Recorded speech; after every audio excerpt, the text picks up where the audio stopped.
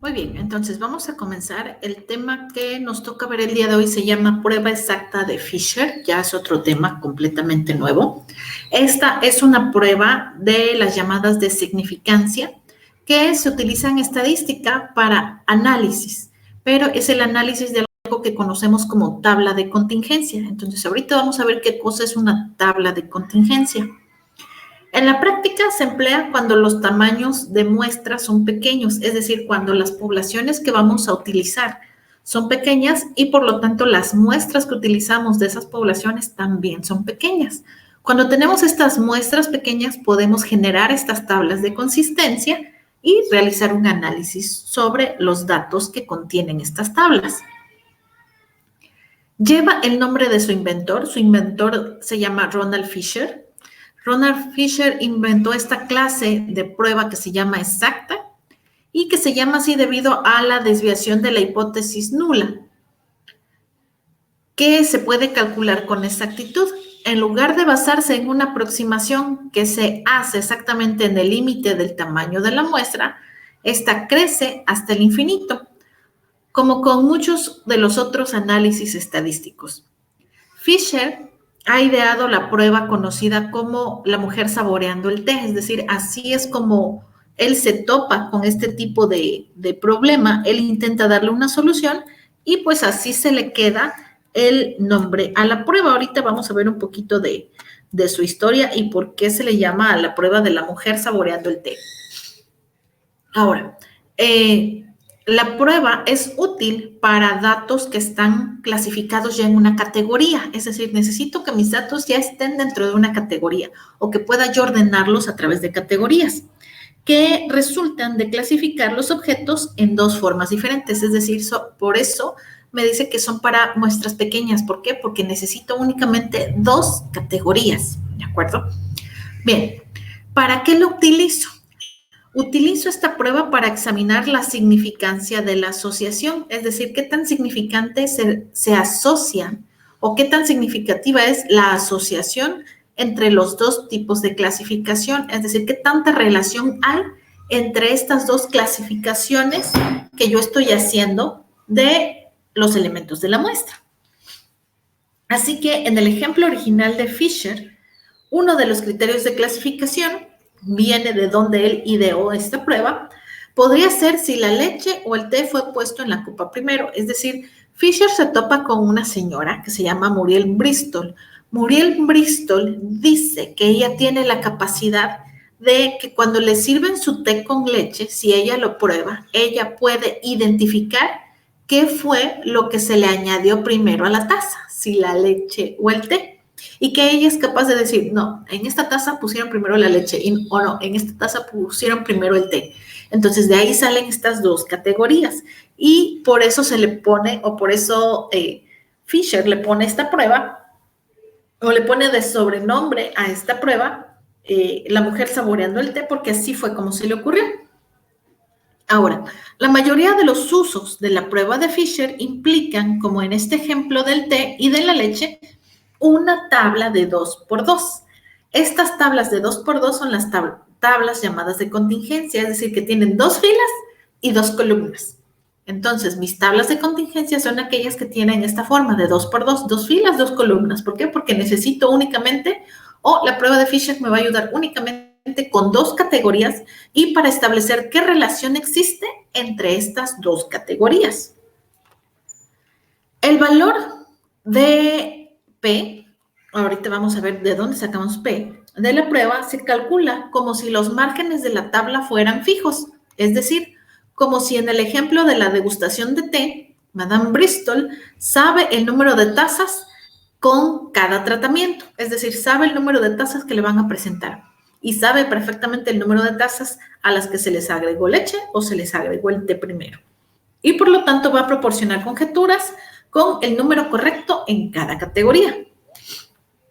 Ahora bien, como con muestras grandes se puede utilizar en lugar de la prueba de Fisher otra prueba que vamos a ver más adelante que se llama de chi cuadrada o de ji cuadrada. Es decir, chi o ji depende realmente de la pronunciación, pero si ustedes buscan tabla chi cuadrada o tabla ji cuadrada, nos va a llevar exactamente al mismo tipo de ejercicio. Ahora bien, una prueba G también es recomendable para muestras que son muy grandes. Cuando nuestra muestra es pequeña, va a ser suficiente con una prueba de Fisher. Ahora bien, la prueba exacta de Fisher, como su nombre lo indica, es exacta, siempre que el procedimiento experimental mantenga fijos los totales de las filas y columnas. Aquí vamos a empezar a hablar de filas y vamos a empezar a hablar de columnas. Y por lo tanto puede usarse de manera independiente de las características de la muestra. Resulta difícil calcular con muestras grandes o tablas bien equilibradas, pero afortunadamente estas son exactamente las condiciones en las que la prueba de la chi cuadrada es apropiada. Es decir, cuando tengo una muestra muy grande y cuando tengo tablas, perdón, ahí no tan bien equilibradas, voy a utilizar la chi cuadrada. Y cuando no tenga estas condiciones, voy a utilizar la de Fisher. Es decir, donde Fisher falla, puedo utilizar chi o chi cuadrada, como le quieran decir. Y donde falle chi cuadrada, tengo la prueba de Fisher. Ahora, para cálculos manuales, la prueba solamente es factible en caso de una tabla de contingencia de 2x2, que es lo que nosotros vamos a hacer. Son las más sencillas, son las menos complicadas y vamos a ver qué es lo que hace Fisher con estas tablas de contingencia. Vamos a ver cómo están formadas y qué elemento de la tabla contiene qué dato. Ahora bien, algunos paquetes de software estadísticos ya nos proporcionan cálculos de incluso tablas de contingencia mucho más grandes, pero en este caso no lo vamos a ver. Algunos de los métodos matemáticos que se utilizan para resolver este tipo de tablas son los famosos, por ejemplo, el método de Monte Carlo para obtener una aproximación, ¿sale? Pero eso es para tablas mucho más complicadas. Nosotros vamos a ver tablas más sencillas que son las de 2x2. Y aquí tenemos un ejemplo que sería nuestro ejemplo práctico. Así que vamos a describir primero cuál es el problema, ¿de acuerdo? El problema es este. Tenemos una muestra de adolescentes, es decir, ya teníamos una población de adolescentes. Nosotros de esa población sacamos una muestra y esa muestra de adolescentes las vamos a dividir en dos categorías, que son masculino y femenino, hombres y mujeres. Ahí tenemos para empezar ya dos clasificaciones. Y aparte de esa clasificación vamos a tener otra, ¿sale? Porque vamos a tener algunos adolescentes que van a estar estudiando para el examen de estadística y por el otro lado vamos a ver que otros adolescentes de esa muestra que nosotros tomamos no van a estar estudiando. Es decir, estos adolescentes tienen un examen de estadística pronto, pero como en todos casos va a haber alumnos que estudian y va a haber otros, que a ver cómo me va, le voy a hacer el Team Marín. Entonces ahí tenemos la otra categoría, los que estudian y los que no estudian. Así que vamos a sacar una hipótesis. Nuestra hipótesis es, por ejemplo, que decimos que la proporción de individuos o de adolescentes que estudian es más alta entre las mujeres que entre los hombres. Es decir, lo que estamos diciendo en nuestra hipótesis es que los hombres son más estudiosos, perdón, que las mujeres son más estudiosas que los hombres, ¿sale? Es decir, son más dedicadas y son las que se están preparando. Los hombres son más descuidados. Y nosotros, a través de este método, queremos comprobar si la diferencia de proporciones que observamos es significativa, es decir, si es verdad que hay más mujeres estudiando que varones. Si la diferencia es de 1 o 2, pues decimos, no, tu hipótesis no es correcta. ¿Por qué? Porque además está variando por 1 o por 2. A lo mejor al otro le duele la cabeza y por eso no está estudiando. O a lo mejor el otro no está estudiando ahorita, pero en la madrugada se pone a estudiar y ya está, ¿sale? Entonces la diferencia no va a ser mucha. Para que nuestra hipótesis sea correcta, esta diferencia debe de ser bastante grande. Así que vamos a generar lo que es esta tabla de 2x2, que es esta que tenemos aquí. Tenemos una tabla de 2x2, donde tenemos dos categorías. Si se dan cuenta, aquí están los hombres y aquí están las mujeres. Vamos a ver que aparte, aquí en las filas, también hay otras dos categorías. Por eso tenemos la tabla de 2x2. Tenemos a los estudiantes que están realmente estudiando para su examen y tenemos a los adolescentes que no están estudiando para ningún examen. Así que por eso tenemos esa tabla de 2x2.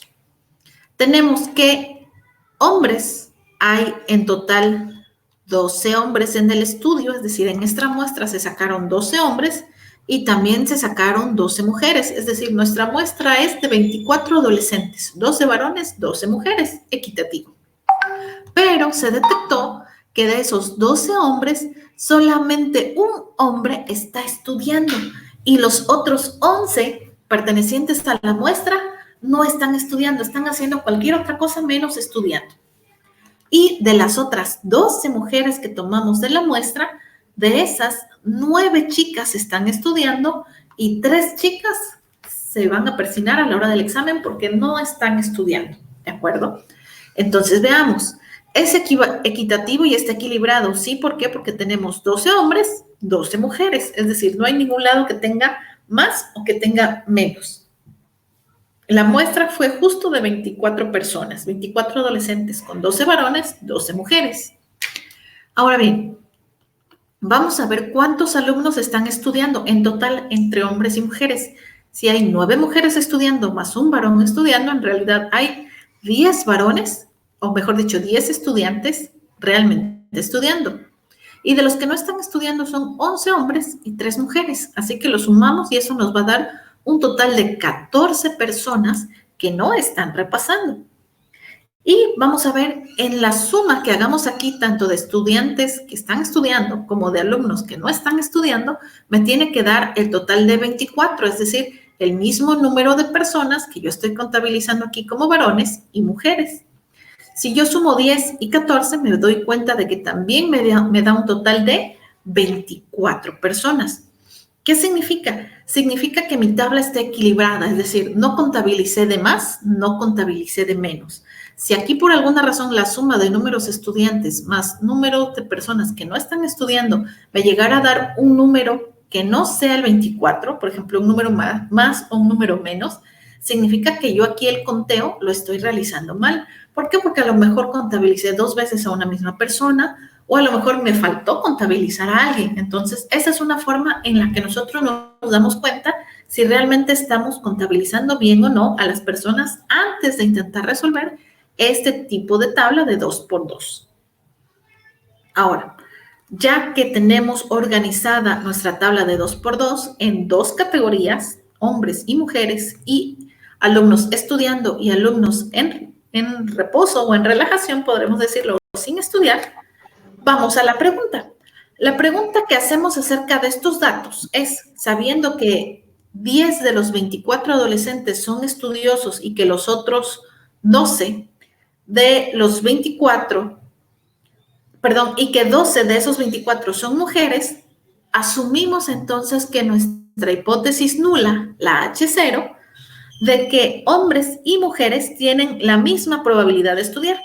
Acuérdense que nuestra hipótesis, ¿sale? Es nuestra hipótesis alternativa, que la ponemos como H1, es lo que nosotros queremos descubrir, ¿de acuerdo? En este caso se supone que lo que queremos descubrir es que en teoría las mujeres son más estudiosas que los varones. Por lo tanto, la hipótesis nula siempre es lo contrario. Si yo digo que las mujeres son más estudiosas que los hombres, entonces yo tengo que generar o escribir mi hipótesis nula de manera que pueda invalidarme mi hipótesis alternativa. Así que la hipótesis nula aquí se describe como lo siguiente, que tanto hombres como mujeres tienen la misma probabilidad de estudiar, ¿sale? Es decir, que tanto hombres como mujeres son iguales. ¿Cuál es la probabilidad entonces de que estos 10 contengan 9 mujeres y un hombre? Es decir, ¿cuál es la probabilidad de que yo obtenga estos dos resultados en hombres y mujeres? ¿Por qué los estudiosos se distribuyen tan desigualmente entre la mujer y los hombres? Es decir, ¿por qué obtengo estos resultados? ¿Sale? ¿Pude haber obtenido otros? Sí, pero de la muestra que yo tomé, estos son los resultados que se están arrojando. Así que la pregunta es, ¿qué probabilidad tienes? ¿Qué porcentaje de probabilidad hay de que tú hayas obtenido estos resultados? Es decir, ¿es muy probable o es poco probable? Es lo que vamos a intentar decidir aquí. Si tuviéramos que elegir 10 de los adolescentes al azar, ¿cuál es la probabilidad de que 9 o más de ellos estén entre esas 12 chicas y solamente uno o menos estén entre los 12 varones? Es decir, vamos a ver cuál es la probabilidad de que esta distribución que nosotros acabamos de obtener aquí a la hora de verificar si estudiamos o no, se haya dado. Antes de proceder con la prueba de Fisher, primero hay que hacer algunas anotaciones. Como vamos a trabajar con tablas de 2x2, estas celdas que se forman aquí, ustedes ya saben Excel, así que voy a hablar en términos de informática. Estas celdas que se forman tienen nombre, ¿de acuerdo? Entonces les voy a decir, esta celda es la celda A. Esta celda es la B, la C y la D. Siempre se van a llamar así, no importa si la categoría cambia, aquí en lugar de hombres y mujeres sean niños y niñas, y si aquí dice con varicela y sin varicela, ¿de acuerdo? No importa, como vamos a tener tablas de 2x2, esta celda siempre va a ser celda A, esta celda siempre va a ser celda B, esta celda siempre va a ser celda C y esta celda siempre va a ser celda D. Así que esto es lo que nos tenemos que aprender. ¿Por qué? Porque la fórmula va a requerir que nosotros nos aprendamos estos nombres de celdas. Ahora, muy bien. El total de las filas. ¿Cómo saqué yo este total de las filas? Pues claro, muy fácil. Aquí yo sumé A más B, sumé A más B. Aquí para obtener este segundo total de esta fila, de los que no estaban estudiando, pues sumé celda C más celda D. Y para obtener el total de las columnas, para obtener el total de hombres, pues sumé celda A más celda C. Y para obtener el total de mujeres, sumé celda B más celda D. ¿De acuerdo? Si se dieron cuenta, son estos resultados. ¿Cómo sacamos esto aquí? Ah, pues muy fácil. Sumé A más C más B más D. ¿Sale? Y esto me da el total de integrantes de la muestra. Aquí fácilmente, si sumo hacia abajo, pues es A más B más C más D, que si se dan cuenta es exactamente lo mismo, y me va a dar el número total de elementos de la muestra. Así que así se van a llamar mis celdas. ¿Por qué necesito saber el nombre de las celdas? Bueno, porque como aquí me piden qué probabilidad hay de que nosotros hayamos obtenido estos resultados en este estudio, la vamos a obtener por medio de una fórmula matemática. Y la fórmula matemática me está diciendo que debo de hacer algunas operaciones con ciertas celdas, ¿de acuerdo? Por ejemplo, aquí si se dan cuenta es A más B factorial, C más D factorial, A más C factorial, B más D. Y ustedes dicen, ¿cómo interpreto esto? Esto es muy fácil. Esto que tenemos aquí es esto que ya sacamos aquí, ¿de acuerdo? Aquí nos piden A más B y su factorial. ¿Dónde tenemos A más B? A es el resultado de esta primera fila. Así que yo me voy a venir a mis datos, el resultado de la primera fila es 10, ¿sale? Y vamos a obtener su factorial. Una vez que lo tengamos, se va a multiplicar por este factorial, que va a ser el de C más D. ¿C más D cuál es? Ah, es el de la segunda fila, acá. Por lo tanto, para nosotros es un 14 y vamos a sacar 14 factorial. Si se dan cuenta, aquí se va a ir acomodando. A más C, ¿dónde tengo A más C? Ah, pues es este, el resultado de la primera columna, que en nuestra prueba fue un número de 12. Así que aquí vamos a multiplicar por 12 factorial. Aquí está. El resultado de la columna de B más D. B más D, bueno, B más D es el resultado de la primera columna. Aquí el resultado de la primera columna es otra vez, perdón, de la segunda columna es otra vez 12. Así que multiplicamos por 12 factorial. Después, en la parte de abajo, esa es la parte de arriba de la división. En la parte de abajo vamos a ver que es factorial de A por factorial de B, por factorial de C, por factorial de D, por factorial de N. Quiere decir que voy a tomar todos los elementos que están aquí en A, B, C, D y les voy a sacar su factorial. Y una vez que los tenga, los voy a multiplicar. Pero también voy a multiplicar por el factorial de N. ¿Cuál es N? Es el total de elementos de la muestra. Significa que voy a sacar factorial de 1, multiplico por factorial de 9, multiplico por factorial de 11, multiplico por factorial de 3 y al final multiplico por factorial de 24. Una vez que obtengamos el resultado en la parte de arriba y en la parte de abajo, vamos a hacer la división. Y aquí en este primer ejercicio yo ya tengo el resultado de esa división, que es 0.001346076, ¿de acuerdo? Es decir, ¿qué probabilidad hay de que me saliera este resultado? ¿Se acuerdan que para entregar probabilidades lo tenemos que entregar en porcentaje? Bueno, pues este resultado que obtenemos aquí, lo único que hacemos es multiplicarlo por 100. A la hora de multiplicar por 100, nos sigue quedando un número decimal, es decir, 0.13%. ¿Qué probabilidad había de que nosotros obtuviéramos este resultado? 0.13%, es decir, ni siquiera llegamos al 0.5%, ni siquiera eso, ni siquiera llegamos al 1%, llegamos al 0.13%, es decir, ni siquiera llegamos al 0.2%, es decir, es muy poco probable que nosotros hubiéramos encontrado estos datos. Por lo tanto, al ser poco probable, se acepta mi hipótesis original, que era la alternativa. Es decir, en este caso, en esta muestra de 24 alumnos, las mujeres sí resultaron ser más estudiosas que los hombres. Y eso fue muy poco probable de que sucediera. Así que aquí esto no es casualidad, ¿de acuerdo? Aquí se comprobó de manera estadística con esta muestra que por lo menos los estudiantes de esta muestra, las mujeres sí son más comprometidas con los estudios que los hombres. ¿Por qué? Porque la probabilidad de que esto sucediera fue muy poca, ni siquiera llegamos al 1%, ¿sale? Entonces, no es casualidad que las mujeres sean más dedicadas que los hombres. Y aquí está probado de manera estadística, al menos con este ejemplo de muestra. ¿Hasta aquí alguna duda o pregunta?